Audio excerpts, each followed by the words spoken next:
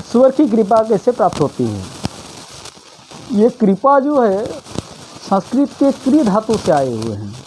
क्री का अर्थ होता है करना, अर्थात पहले करो उसके बाद पाओ। अगर हम लोग ग्रंथ में जाएं तो देखते हैं कि नर और नारायण एक ही साथ तपस्या किए थे। नर और नारायण दोनों एक साथ रहते हैं, फिर दोनों में अंतर क्या है? तो दोनों में अंतर वही है कि नर जो है यानी आदमी अपना सभी चीज़ को भूल जाते हैं और नारायण के सभी चीज़ याद रहती है। मनुष्य जैसे ही धराधाम में आते हैं तो वो किस कर्म के लिए आए हुए हैं तथा उन्हें क्या करना चाहिए, ये सभी चीज़ वो भूल जाते हैं। नारायण जो नर से नारायण बने हुए हैं यानी नारायण उनको सभी चीज़ याद रखते हैं, यानी वो जन्म जन्मांतर तक कितने बार जन्म लिए कि को क्या होने वाला है, ये चैतन्यता के चलते याद रहती है।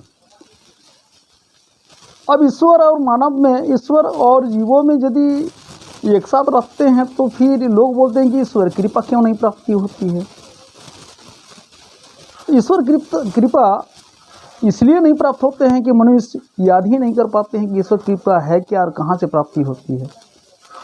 बांग्ला के कवि रविंद्रनाथ टैगोर बांग्ला में एक कविता लिखे हैं, हाउ धरो मेते वीर हाउ करो मेते वीर हाउ उन्नत सिर नहीं भय भूली भेदा भेद ज्ञान हव सबे आगवान साथे आसे भगवान हवे जय।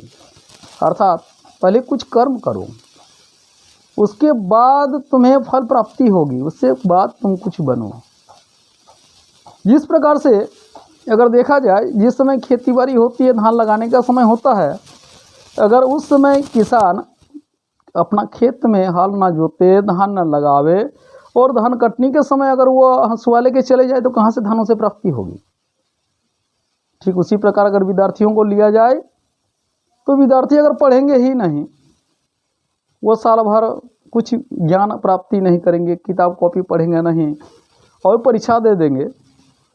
वर्तमान युग में देखा जाए तो विद्यार्थी तो आराम से पास कर जाते हैं, लेकिन उन्हें जो शाश्वत ज्ञान होना चाहिए वो ज्ञान तो प्राप्त नहीं होगी, यानी वो कुछ बन नहीं पाएंगे। उनको सिर्फ कागज़ का एक टुकड़ा प्राप्ति होगी और कुछ नहीं प्राप्ति होगी। इसलिए अगर देखा जाए, अगर हम देखते हैं त्रेता युग में श्री रामचंद्र जी का पिताजी दशरथ जी, उनका भी दो सारथी हुआ करते थे, एक सुमंत्री एक कुमंत्री।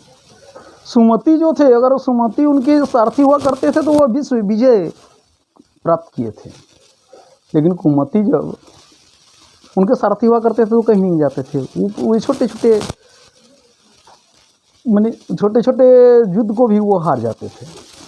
कहने का ये तात्पर्य है कि मनुष्य अपने जीवन का उद्देश्य को अगर प्राप्त करना चाहते हैं, यानी जीवन का उद्देश्य क्या है कि वो अपने आने वाले पीढ़ियों को और वर्तमान में जो पीढ़ी चल रही है उनकी घर में शांति सुख ऐश्वर्य की वृद्धि प्राप्त करने के लिए उन्हें सही रास्ता सही ढंग से चलना होगा।